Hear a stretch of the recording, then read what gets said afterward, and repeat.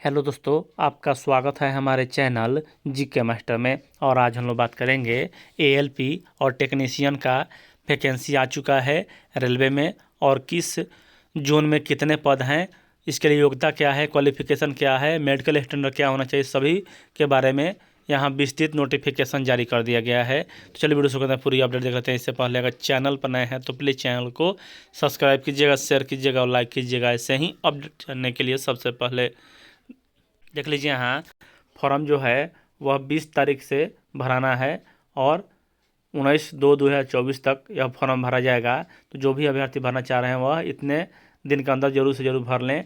और यहाँ जो कहा जा रहा है कि पोस्ट एएलपी का है, अभी टेक्नीशियन का नहीं है।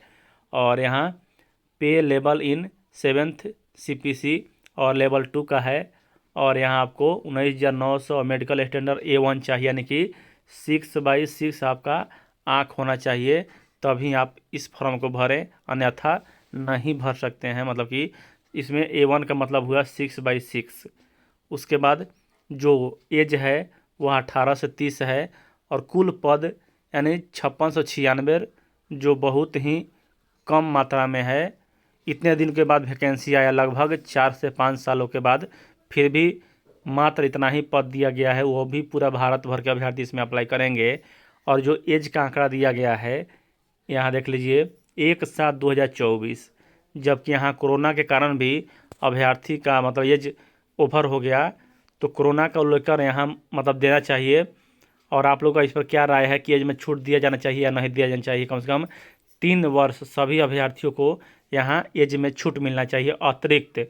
जैसे ओबीसी हैं तो उन्हें 6 वर्ष का छूट मिलना चाहिए, एससी हैं उन्हें 8 वर्ष का छूट मिलना चाहिए, और जो जनरल है उन्हें 3 वर्ष का छूट अवश्य मिलना चाहिए, क्योंकि यहाँ इतने वर्षों के बाद वैकेंसी आया है। और यहाँ जो फ़ी के बारे में देख लीजिए, 250 रुपये बोला जा रहा है।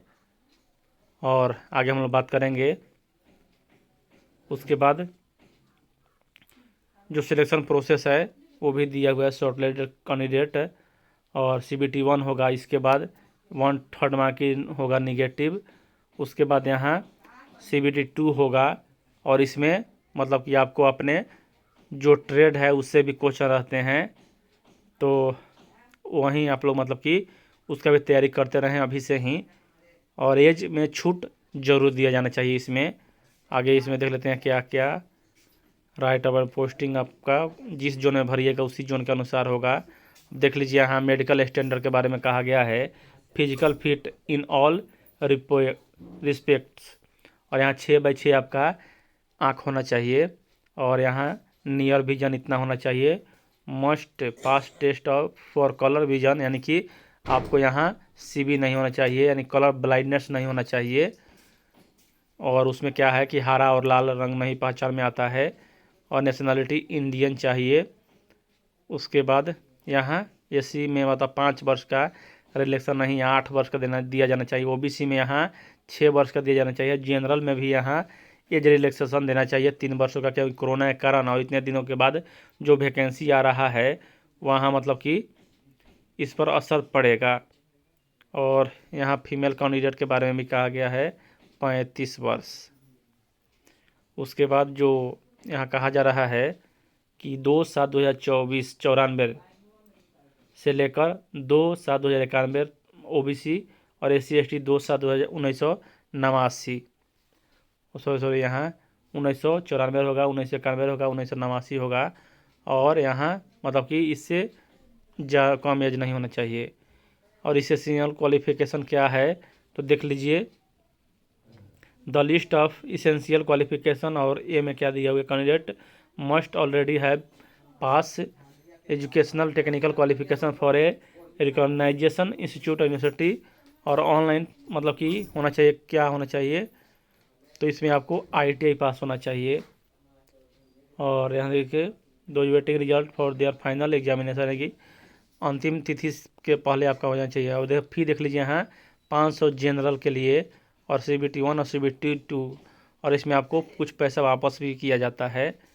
और उसके बाद यहाँ EBC के बारे में बात किया जा रहा है, स्टेज 1 वेरिफिकेशन रिजर्वेशन। उसके बाद यहाँ अदर कैटेगरी दिया जा रहा है EWS के बारे में। और यहाँ CBT 1 होगा, क्या क्या स्टैंडर्ड है, CBT 1 होगा, CBT 2 होगा। उसके बाद यहाँ मतलब कि क्या बोलते हैं साइको होगा और डॉक्यूमेंट वेरिफिकेशन होगा। फिर यहाँ आपका मेडिकल वेरिफिकेशन होगा। और फर्स्ट सेट का भी यहाँ दे दिया गया है, 75 मार्क्स का रहेगा। और इसमें आपको सिर्फ 40% मार्क्स लाना है। 75 नंबर में आपको 40% मार्क्स लाइएगा तो आप क्वालिफाई कर जाइएगा CBT 1 में। उसका मेन जो कंपटीशन है और मेरिट बनने वाला है वह है CBT 2। और वहाँ देख लीजिए CBT 2 से ही आपका मेरिट बनेगा कम्युनिटी वाइज पर नॉर्मलाइजेशन के बाद। यहाँ मतलब कि सीट मतलब कि होगा। उसके बाद यहाँ ALP CBT होगा। उसके बाद 70% यहाँ पार्ट 1 पार्ट 2 में दिया हुआ है।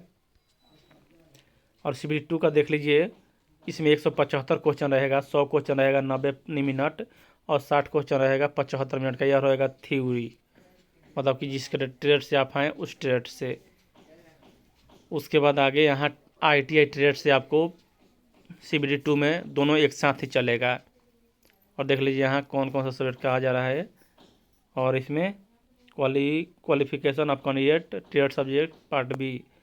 और इसमें mechanical electrician, instrument mechanical wireman, और यहाँ कॉइल वेल्डर, और यहाँ मैकेनिक डीजल भी है। और उसके बाद यहाँ फिटर, मैकेनिक मोटर, यानी सभी कैटेगरी का है, मतलब कि जितने भी ITI में आते हैं सभी का।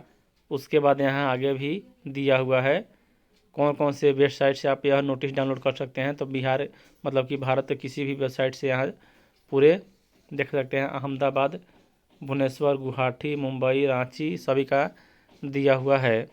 उसके बाद आगे जो इसमें बोला गया है कॉल लेटर भी आएगा, मतलब कि ऑनलाइन भरना है।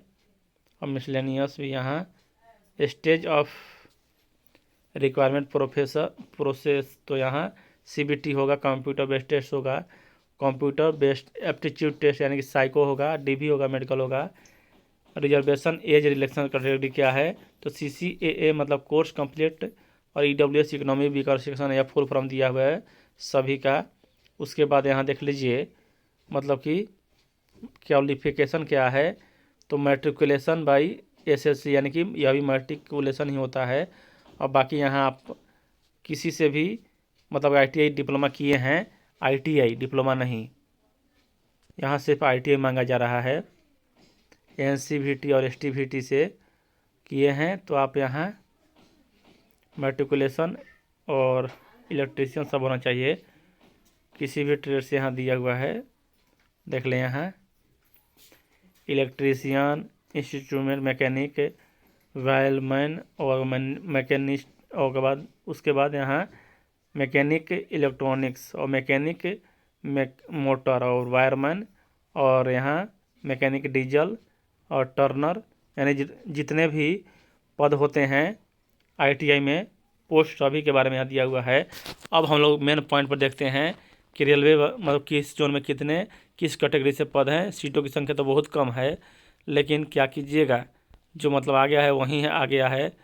और इतने सालों के बाद यहाँ वैकेंसी आए, फिर भी केंद्र सरकार को सोचना चाहिए और एज में रिलैक्सेशन देना चाहिए।